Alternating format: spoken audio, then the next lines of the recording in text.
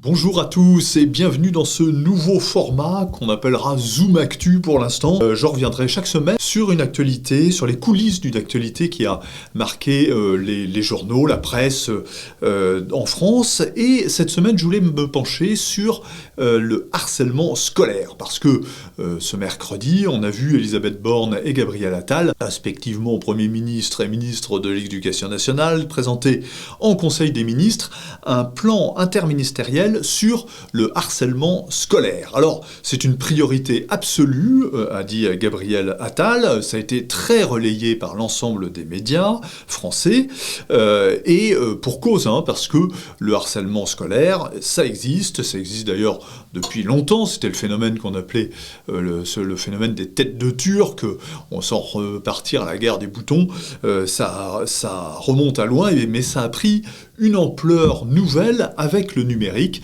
qui, évidemment, démultiplie complètement les attaques et les violences qui peuvent être faites dans ce milieu scolaire. On voit bien que ça débouche sur un certain nombre de suicides. Certains ont été très médiatisés. Le dernier, c'était celui de Nicolas, 15 ans, à Poissy. C'était le 5 septembre dernier. Alors, Gabriel Attal est tout à fait fondé à paraître ému. On a eu aussi le témoignage d'une députée qui a révélé qu'elle avait été victime de harcèlement scolaire dans son enfance. Alors, pourquoi pas?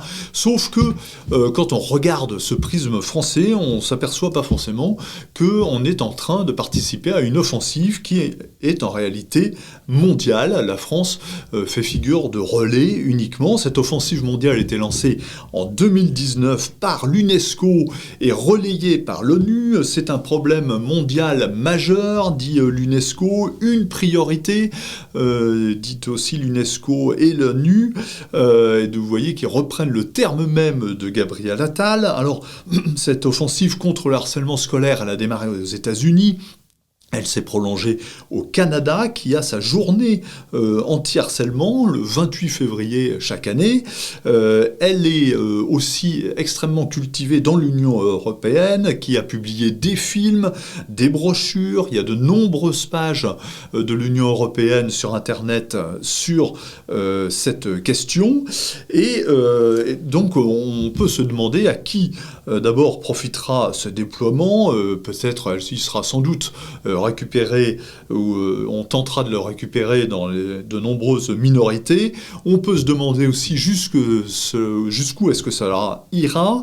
Est-ce qu'une élève moquée pour son abaya demain pourra exciper d'un harcèlement scolaire? C'est une vraie question.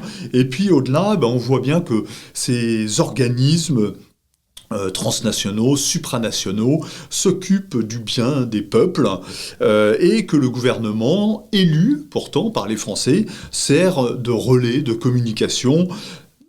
Il y a un moment où ça devient un peu inquiétant.